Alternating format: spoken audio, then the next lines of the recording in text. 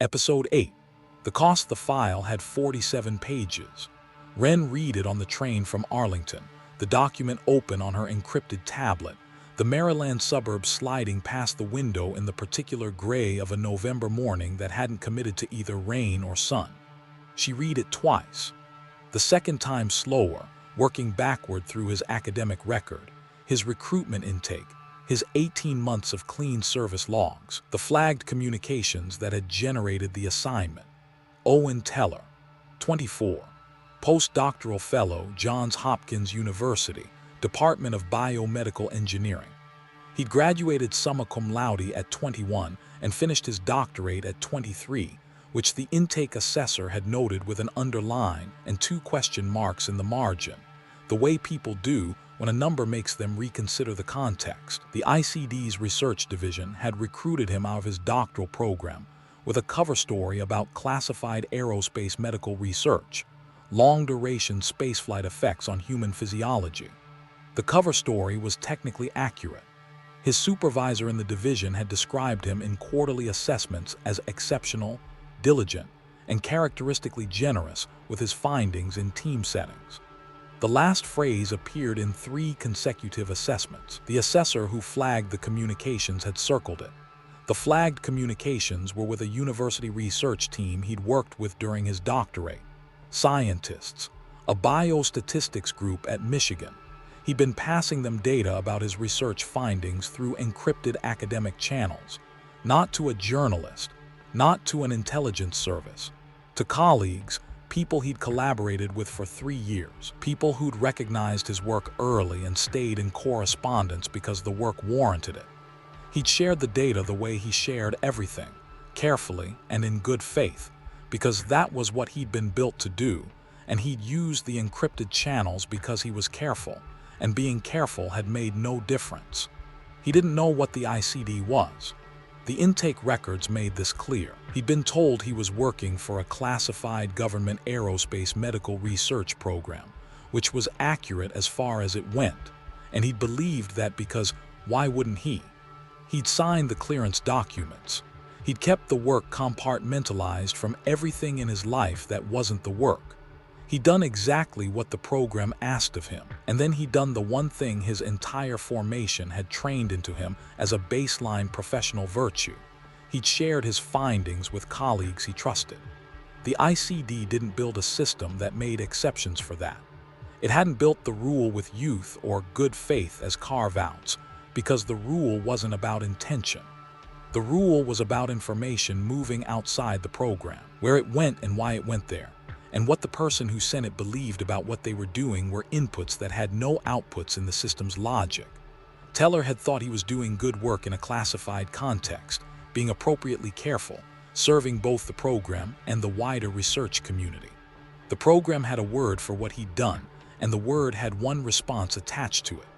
Renn closed the document 30 miles outside Baltimore. She looked at the window. The sky had decided on overcast. His apartment was in Charles Village, a neighborhood that occupied the blocks around Johns Hopkins' Homewood campus, the way university neighborhoods always occupied their adjacent land, with a particular mix of long-term residents and rotating student population and infrastructure that served both.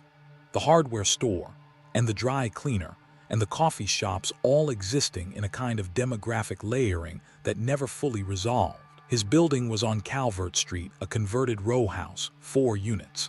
His apartment was on the 2nd floor at the back.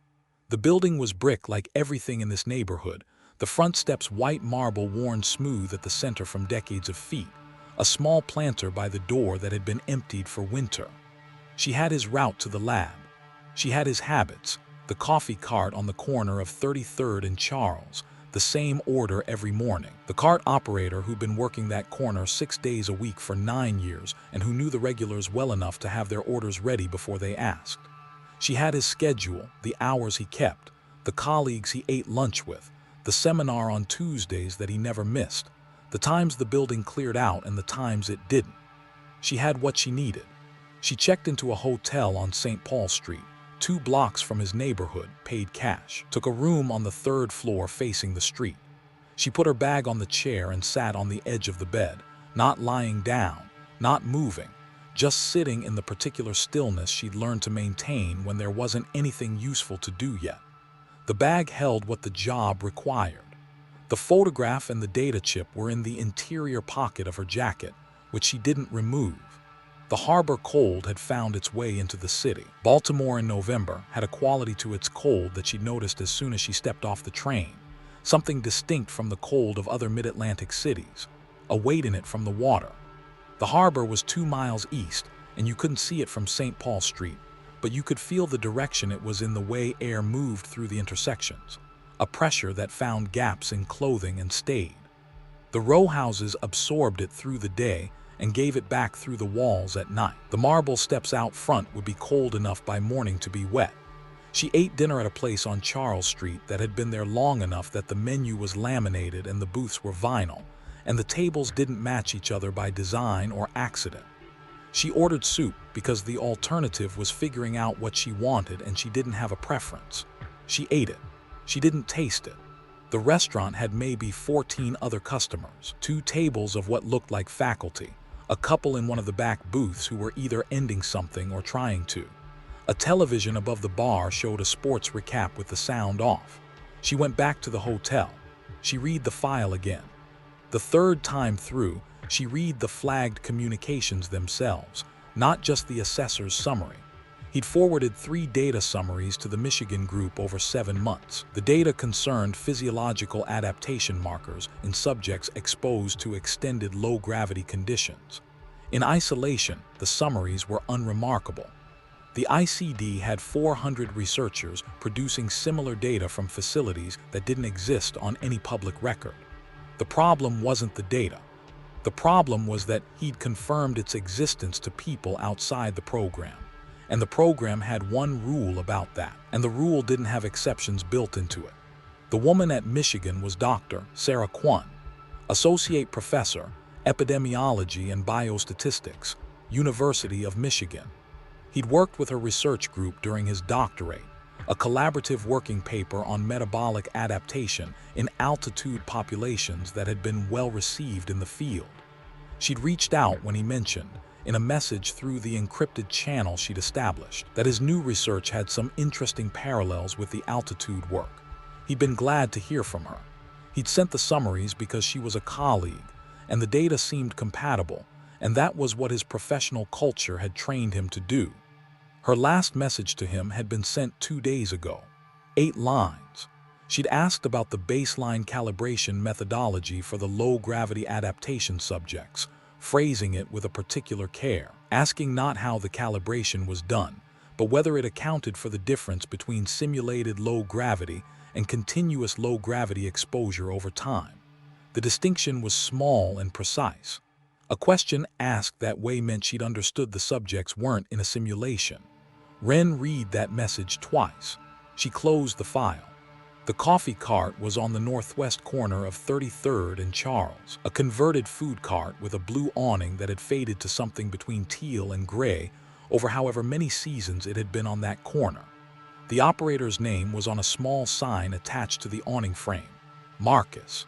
The sign had been there long enough that the sun had bleached the letters to nearly the same color as the canvas. Renn was in position at 7:52 a.m. On the first day, against the wall of the dry cleaner 2 doors down on the east side of Charles, her coffee in a paper cup from a place on St. Paul she'd passed on her way over. The coffee was drinkable. The morning was the specific cold of a Baltimore November, the kind that didn't announce itself with wind and didn't need to. Owen Teller came around the corner from Calvert at 8:04. He was taller than his intake photo, or maybe the photo had flattened something about how he moved, which was with his head slightly down and his hands in his jacket pockets and his bag over one shoulder, the particular gait of someone whose mind was already in the next place before his body arrived. The jacket was dark, a fleece-lined canvas, the kind of jacket that worked for the weather without being what anyone would call dressed for it. He went to the car.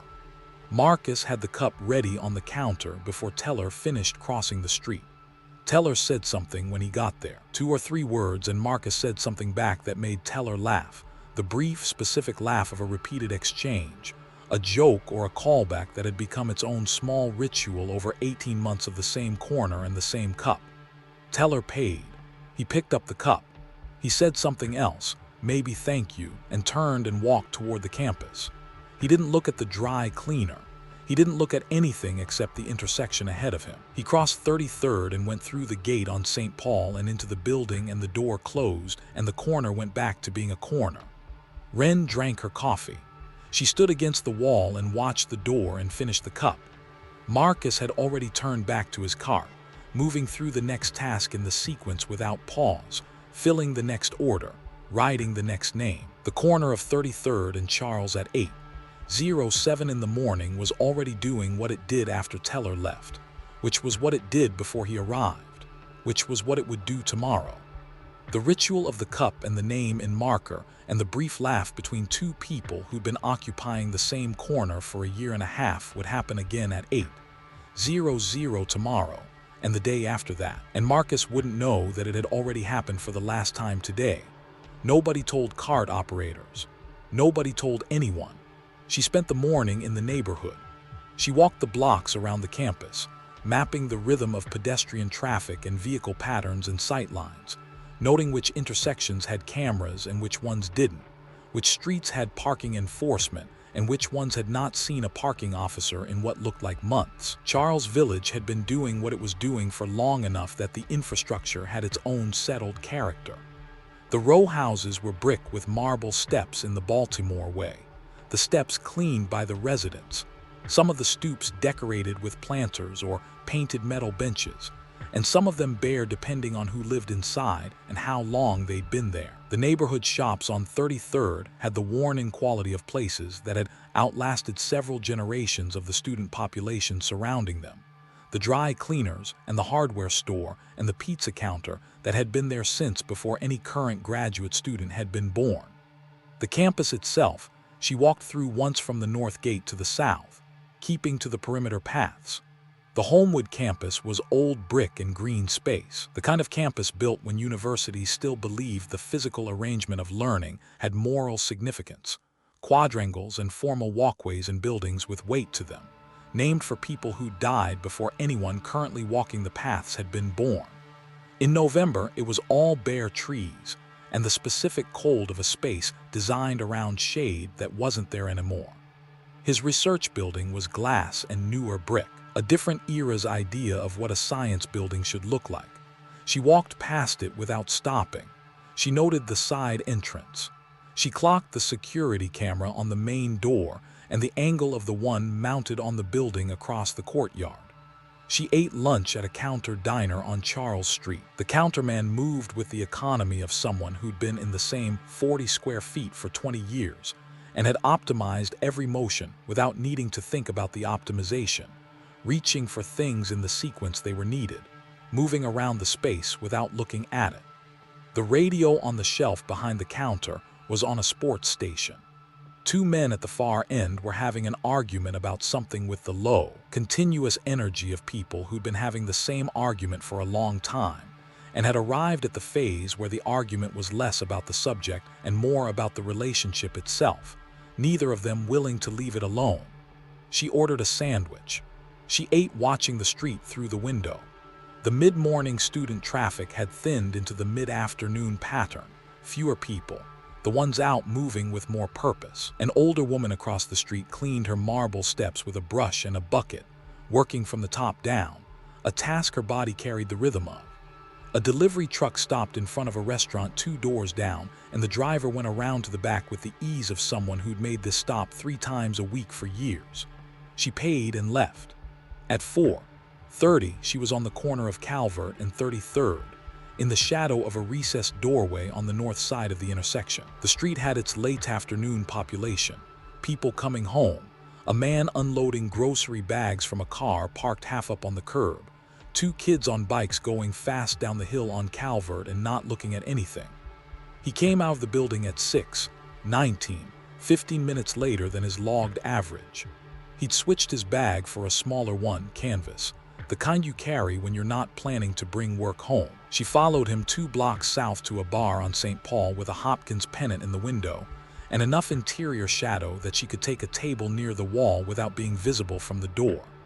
He sat with two people, a man and a woman, approximately his age, both of them with the forward-leaning quality of people who just left a room where something interesting happened and needed to keep talking about it.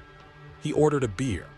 They ordered food. When he made a point, he talked with his hands, not for effect, just the way the thinking moved through him when it was moving fast, drawing shapes in the air above the table, and his colleagues leaned toward him when he spoke, the lean of people who'd learned that what was coming would be worth the attention. He was relaxed in the way specific to someone who'd been around these two people enough times that the social overhead was gone, and what was left was the conversation. He laughed at something the woman said, and the laugh was unguarded. He leaned back in his chair and ran a hand through his hair, and said something that made the other one point at him like he'd just confirmed something they'd been arguing about. He was 24 years old and good at his work, and in a bar with people he liked, and the evening was his, and none of it showed on his face as anything other than exactly what it was. He was there for an hour and 20 minutes. At 7:47, he put on his jacket and picked up his bag and hugged the woman and said something to the man and left. She was out the side exit before he reached the door. She watched him from across the street, walking north on Calvert, hands back in his jacket pockets, moving at the pace of someone who'd had a good hour and wasn't in a hurry. She watched the light come on in the back second-floor window, his window, the warm amber of the lamp he had on the desk. She went back to the hotel. She sat at the desk without turning the room light on and let the street light from St. Paul do what it could, which was enough to read by if she held the tablet at the right angle. The city outside was cycling into its evening version of itself, traffic thinning, the bars and restaurants picking up the population the offices had released. From the third floor, the sound of it was a low constant, not intrusive, just the texture of a place that was still running. She read the communications one more time. She wasn't looking for anything new. She'd already found what was in them. She read them because the night was long and reading was better than the other option, which was lying on the bed looking at a ceiling she'd already memorized. The 22 messages between Teller and Kwon were the correspondence of two people who respected each other's work and were glad to have a reason to stay in contact.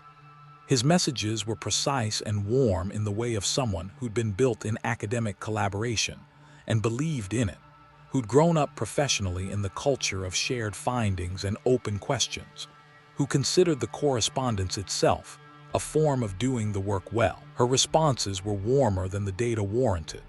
That might have been genuine affection for someone whose work she'd recognized early. It might have been something else. The distinction mattered to how the Kwon assignment would eventually be framed. It didn't change that the assignment would come. Her last message was 8 lines about calibration methodology and the question of someone who'd understood what the data was describing before she needed to ask it. The phrasing was the phrasing of a person being careful about what she was revealing she knew, which meant she'd understood for a while that she knew more than she should. Renn closed the file. She looked at the window, at the rectangle of streetlight the window put on the ceiling of the room. Owen Teller had no idea. She'd read his file on the train and watched him for a day, and that was the thing that didn't change, which was that he had no idea. He'd walked to his lab and worked all day and gone to a bar with two people he liked and laughed at something and walked home and turned on his desk lamp, and he had no idea that any of this was happening. Not the flag on his communications, not the report, not her. He thought he was 3 days away from a normal Wednesday, and then a normal Thursday, and then a week of normal days adding up into the life he was building. She wasn't hungry. She sat at the desk until the street outside quieted, which took until after midnight in this neighborhood, the bar crowd cycling through and dispersing, the last late pedestrians thinning out, the city arriving at the version of itself that existed between 1:00 and 5:00 a.m., which was its quietest version but not its silent version, because Baltimore at 2:00 a.m. was still a city and would be for hours yet. She lay on the bed, on top of the covers, and looked at the ceiling, which was white plaster and a light fixture that hadn't been updated in 30 years. The chip was against her ribs. The photograph was above it. She didn't think about either of them. She lay still and listened to the city outside and waited for morning. The The second day was Tuesday. She was on the corner at 7:44 a.m. The harbor cold was worse, a front moving through that the previous night's weather report had described as seasonable, and that her face disagreed with the moment she came out of the hotel. The temperature had dropped overnight. The marble steps on the Calvert Street row houses would be damp. The bare trees that lined the blocks around the campus had given up their last leaves and stood in the morning light looking like what they were, which was structures designed for a season that hadn't arrived yet. The blue awning of the cart was visible from Calvert and 33rd. Marcus was already working, moving through the setup with the efficiency of someone who'd done the same sequence 10,000 times and no longer had to think about most of it, reaching for things in the order they needed to be reached for, his body knowing the choreography without requiring consultation. She was standing against the wall of the corner building, coffee from the same place on St. Paul, when Teller came around the corner at 8:01. He was wearing a heavier jacket than the day before, gray wool a few years old, the kind of coat that had been worn through enough weather to have reached the version of itself that fit correctly. He walked the same route, the same slight forward lean, hands in pockets. Marcus had the cup ready on the counter. Teller reached the cart and pointed at his coat and said something, and Marcus laughed, a genuine laugh, and said something back. Teller's face did the thing faces do in moments that are small and specific and genuinely good. Nothing performed about it. Just the actual warmth of a repeated exchange with someone who'd been in the same spot on the same corner for 9 years, and knew his name, and had his coffee waiting.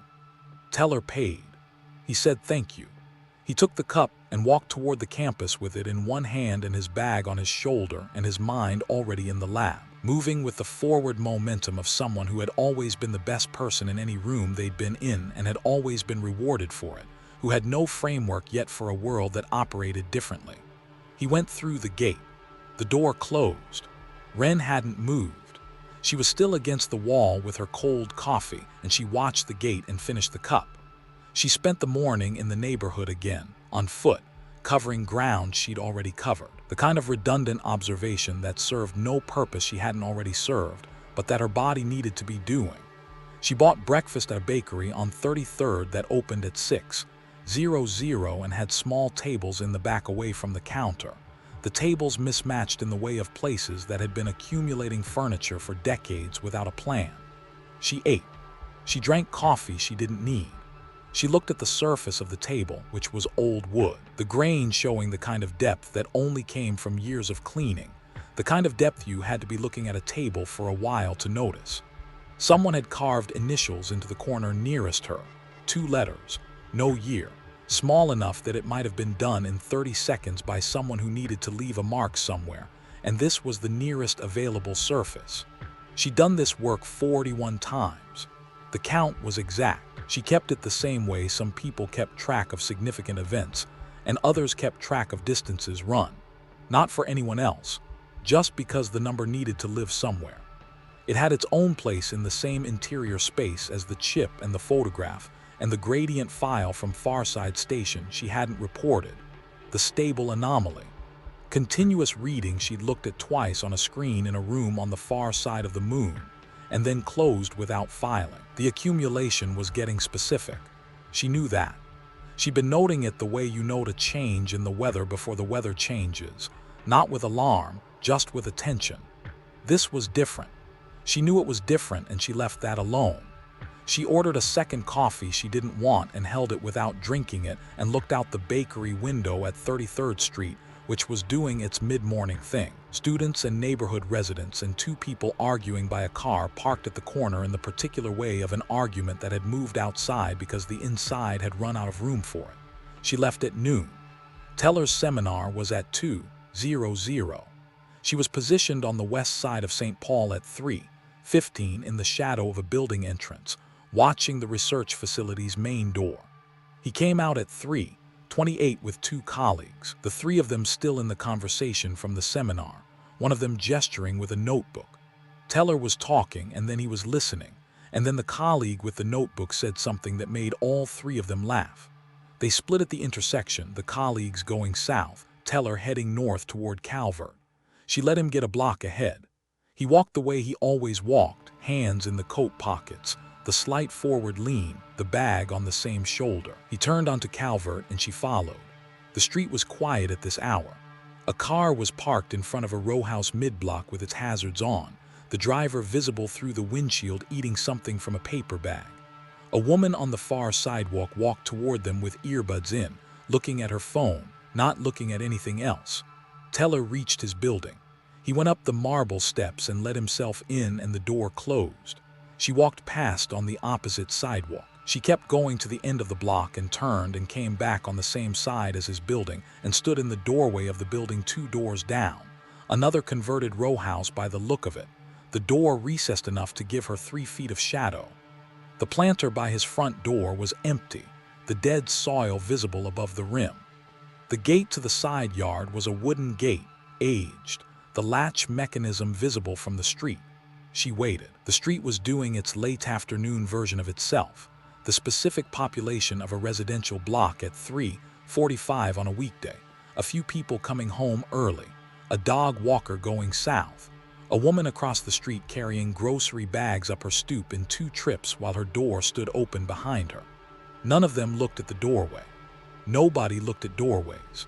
A man came out of the building next door walking a terrier on a short lead, nodded in her direction without stopping, went south on Calvert and turned the corner. The light in the back window of the second floor came on at 3:52, warm amber, the desk lamp. She checked her watch. She looked at the sky, which was doing what Baltimore November skies did at this hour, the light going flat and the shadows losing their distinction as the sun dropped below the building line to the southwest. The day cycling toward dark without announcing it, crossed to his building. The gate to the side yard was latched but not locked. She'd already known this.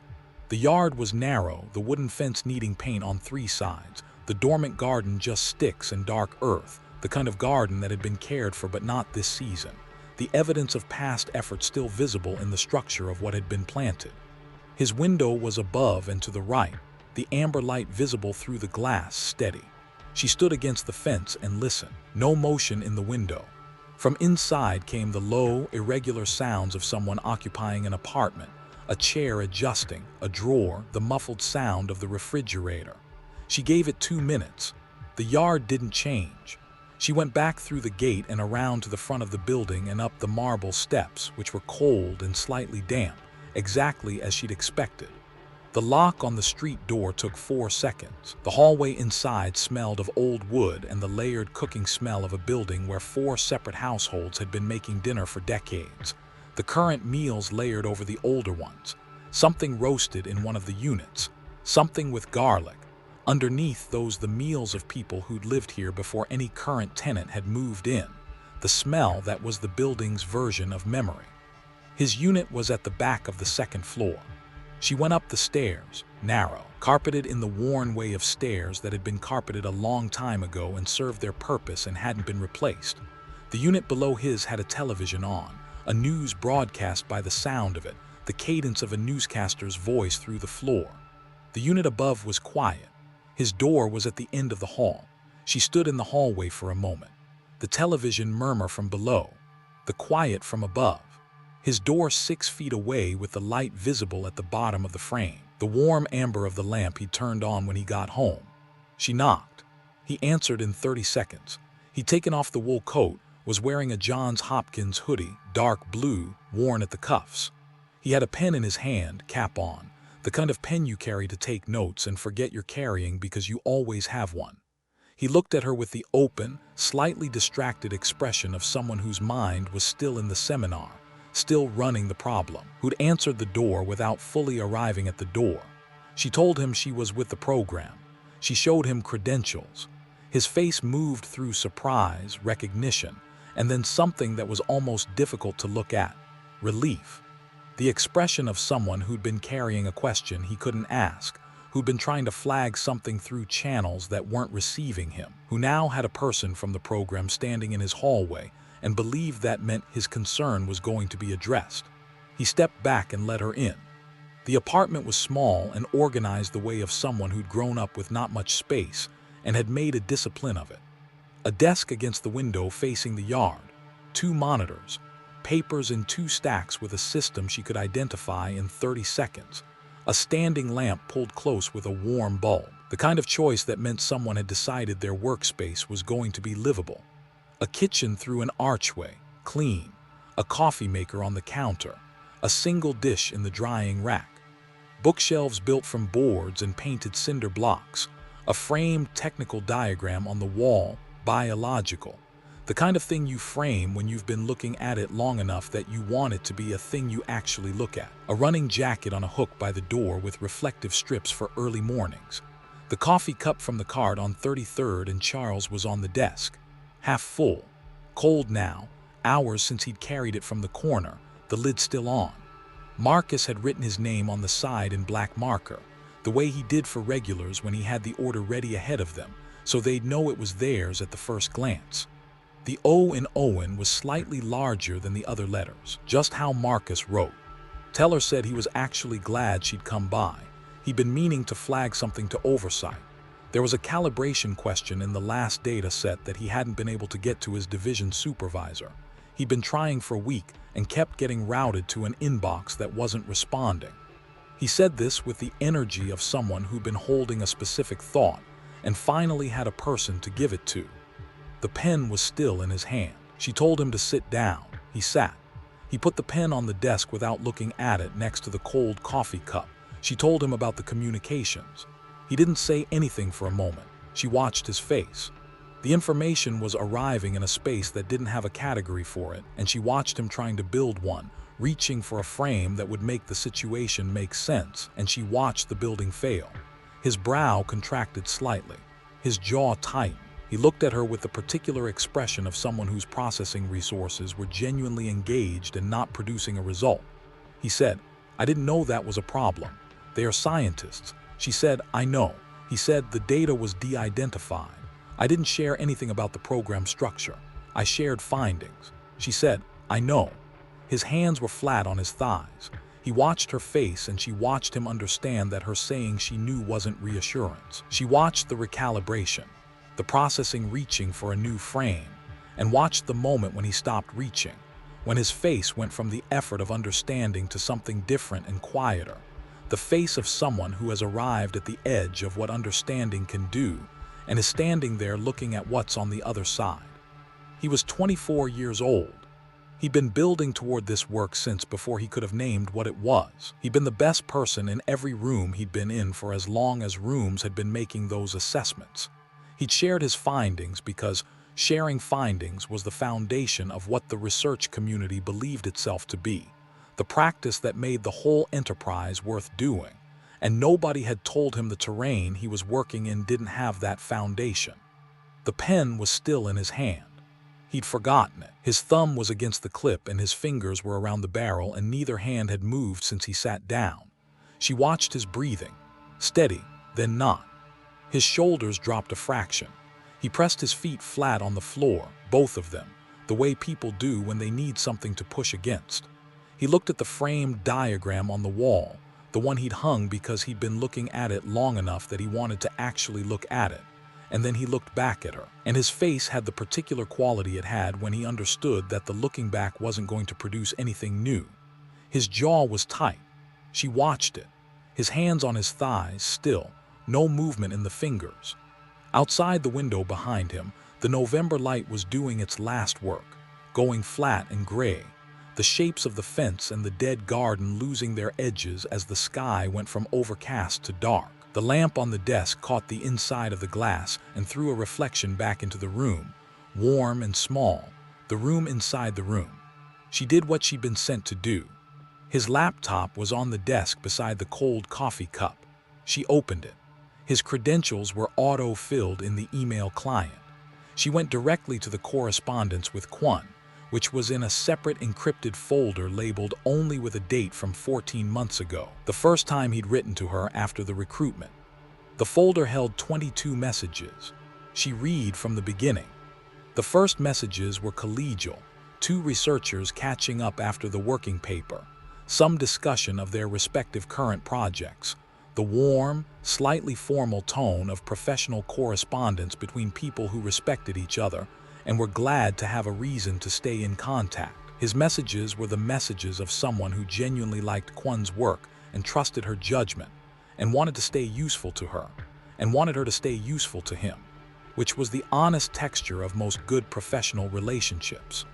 Her responses were warmer than purely professional, a quality that read as real but that Renn read twice anyway, the warmth of someone who'd recognized exceptional work and wanted to maintain proximity to it. His first message with the data was message 9, 7 months into the correspondence. He'd been careful about it. He'd noted the classification. He'd noted he couldn't share program context or identifying details. He'd forwarded only the process summaries with the identifying information stripped, describing them as having an interesting parallel to the altitude adaptation work they'd done together, noting that the physiological markers showed some patterns he hadn't expected and thought she'd find worth a look if she had time. He'd been precise and thoughtful, and he'd done exactly what he'd been trained to do, which was to say that when you found something interesting, you shared it with the people you trusted to understand it. She'd written back 3 days later. She'd said she had the time. The subsequent exchanges were more technical. He'd sent 2 more summaries over the following 5 months.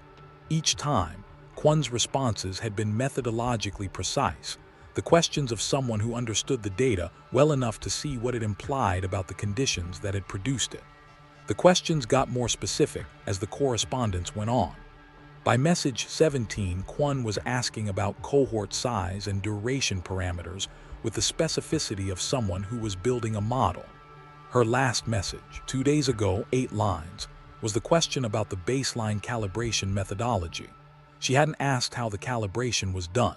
She'd asked whether it accounted for the difference between simulated low gravity and continuous low gravity exposure over time. The question meant she'd understood the subjects were somewhere, not simulating somewhere.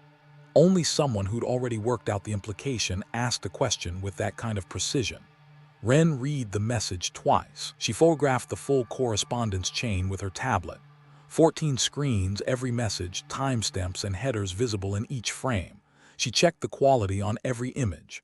She sent the file to the secure channel with a brief notation. Correspondence complete.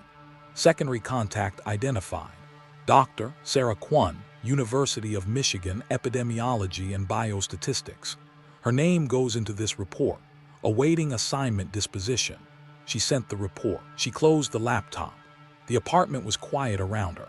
The television in the unit below had gone off at some point. She hadn't registered when. The building had settled into the sounds of its evening, the private sounds of 4 households proceeding through their separate domesticities, someone moving through a kitchen 2 floors up, the low sustained note of a building that had been inhabited for long enough that being inhabited was its resting state. Outside, the November dark had arrived completely. The yard was just shapes, the fence and the dead garden and the darkness beyond it. She didn't get up immediately. The desk was in front of her, his papers in their 2 organized stacks, the monitor's dark black glass reflecting the standing lamp. The lamp had a warm bulb, the specific warm yellow bulb that you chose when you decided your workspace was going to be a place you could spend 12 hours and not feel like you were being processed through it. She'd noticed it when she came in. She was noticing it again now. The running jacket on the hook. The cinder block bookshelves with the books arranged by something, subject or size or the order he'd read them. She couldn't tell from here.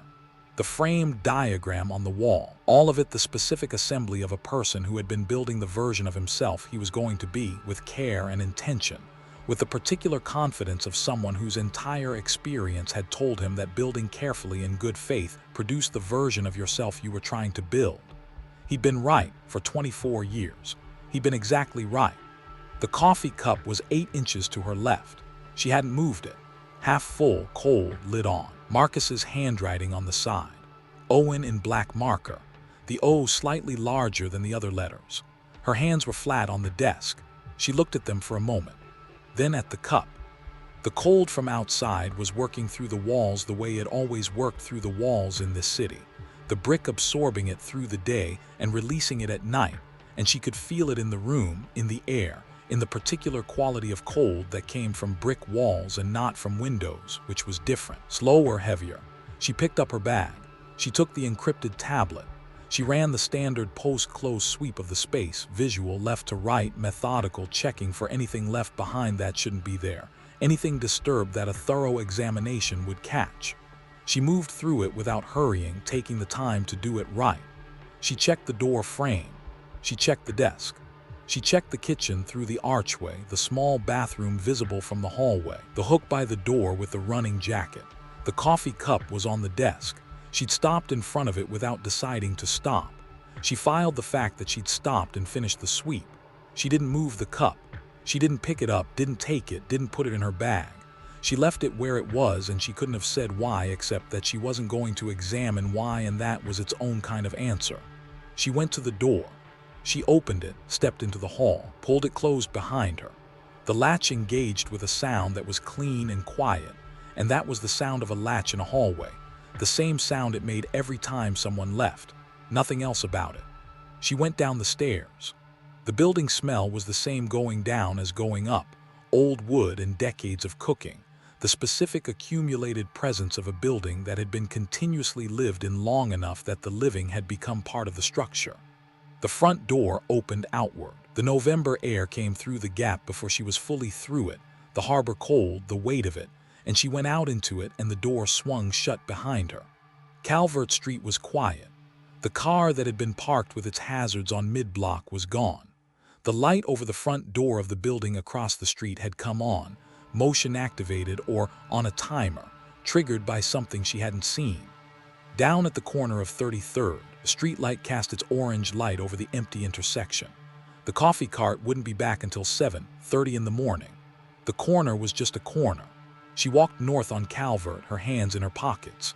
The wind came from the east, the direction of the harbor, 2 miles away and invisible from here, present only as a pressure in the air that moved through the intersections and found the gap at the collar. The row houses on both sides held the dark the way they held the cold, absorbed it through the day and gave it back at night, the brick doing what brick did. A man was walking a dog on the opposite sidewalk, moving slowly, the dog investigating a section of sidewalk near a streetlight with the focused attention of an animal for whom the night had just started and everything was new information. She passed them without looking back. She turned onto St. Paul and went south toward the hotel. The street at this hour was in the particular suspension between the end of the day and whatever the night would produce. The traffic thinned out, the restaurants and bars absorbing the population the offices and labs had released. Some of them would be graduate students from Hopkins, talking about their work, about the seminar they'd been to, about the data that wasn't doing what they expected. The row house windows showed warm light, the specific yellow of people who were home for the night. She walked and the cold moved with her. She'd be on a train to D.C. at 7:30 in the morning. The debrief was at 9:00. There'd be another assignment in the debrief. There was always another assignment. The work produced the next work the way a river produced itself, continuous, self-sustaining. She'd be somewhere else by Thursday. She didn't know where yet. Someone in a building she hadn't been to would hand her a file, and she'd read it on whatever train or plane or car took her to the next city. And the city would be specific and cold in its own specific way, and the file would have a name in it. Kwon's name was in the report. Kwon's last message was in the secure channel, photographed, timestamped. Kwon had asked the right question at the wrong time, or she'd asked it knowing the risk and asked it anyway, and there wasn't a version of that distinction that mattered. Someone would receive that assignment. Someone would read Kwon's file on a train somewhere and read it twice and close it and look out the window at wherever they were. She pushed through the hotel door and went up to the 3rd floor. Her room was the same as she'd left it. She put her bag on the chair and stood in the middle of the room for a moment without doing anything. Then she sat on the bed, not lying down, and looked at the window facing St. Paul, the street below, the buildings across it, the sky above them, the particular non-color of city dark, a low gray ceiling made from a million lit windows going about their business. She sat there for a while. The data chip was against her ribs' interior pocket, where it had been since AB7. She hadn't looked at it again since she'd found it in Petra Malone's effects. She made no decision about it. She was keeping the not deciding the way you keep a stone in your hand, not using it, not putting it down, waiting for the moment when you understand what it's for. The moment might not come. She'd been carrying it for long enough that she'd made a kind of peace with that. The photograph was in the same pocket above the chip. 3 people in coordinated burgundy. A woman with a genuine smile. A teenage girl making a face at the camera. A man standing slightly apart with his hands at his sides. They had nothing to do with the program and everything to do with the fact that the program moved through people's lives the way a river moved through a landscape. Not around it, through it. And whatever the landscape had been before the river didn't come back. She'd been in 42 cities now. The cities had stopped being distinct from each other in some ways and become more distinct in others, which was how it went when you'd been doing something long enough that the categories formed and reformed. Baltimore in November was a specific thing. The harbor cold finding you 2 miles from the water, the brick and marble, and the row houses holding their centuries in their walls. The city that had been built and damaged and rebuilt in layers older than most of what America called history. She'd leave it in the morning, and it would become the memory of a coffee cart on a corner and a hallway with old wood, and an apartment lit by a lamp with a warm bulb and a coffee cup on a desk. The cup would still be on the desk when whoever it was eventually opened the apartment. Cold, half full, lid on, Owen and Marcus's handwriting on the side, the O slightly larger than the other letters. She didn't know why Marcus wrote it that way. It wasn't a question she was going to get an answer to. She thought about Teller's face when he'd understood that her knowing wasn't reassurance. The specific moment when the processing stopped and something else took over, quieter, less active. She thought about his hands flat on his thighs and the pen he'd forgotten he was holding on the desk next to the cup. She thought about the framed diagram on the wall, something biological, the kind of thing you frame when you've been looking at it long enough that you want it to be a thing you actually look at, a piece of work you're proud of having understood. She didn't usually think about the rooms. She lay back on the bed on top of the covers. The ceiling was white plaster, close, the light fixture the same one that had been there since before anyone currently living in the building had moved in. She looked at it. The debrief was at 9:00. She needed to leave by 7:30 to make the train. She could be at the corner of 33rd and Charles by 7:45 if she left 15 minutes early and went the long way, which would mean walking past the street where his building was, which she wasn't going to do. She'd go north on St. Paul and cut over on 33rd from the west and approach the corner from the direction that wasn't Calvert. The corner would be there. Marcus would be setting up the car, going through the sequence he'd gone through 10,000 times, reaching for things in the order they needed to be reached for. The faded blue awning, his name on the sign in letters the son had worked on for years, and nobody would be coming around the corner from Calvert at 8:00 with hands in coat pockets and a mind already somewhere else. The city made its night sounds below the window, the sounds of a city that ran 24 hours but ran differently depending on the hour, the specific low texture of Baltimore after midnight, the distant sound of something industrial that the harbor wind carried, the occasional car, the building around her settling into its nighttime version of itself, the same building it had been all day but quieter. The harbor cold pressed against the glass. She lay on the bed and was still, and the ceiling was close and white and unchanged. And outside Baltimore was the city it had always been, old and layered and cold and indifferent to one more thing that had happened inside it, already moving on to the next hour and the next. She thought once more about the cup on the desk. She'd left it there, and she wasn't going to retrieve it, and she wasn't going to examine why she'd left it, and that was fine. Things accumulated and you carried them, or you didn't, and the ones you didn't carry still existed somewhere, on a desk in an apartment in Charles Village, cold and half full, his name in someone else's handwriting. She didn't sleep for a long time.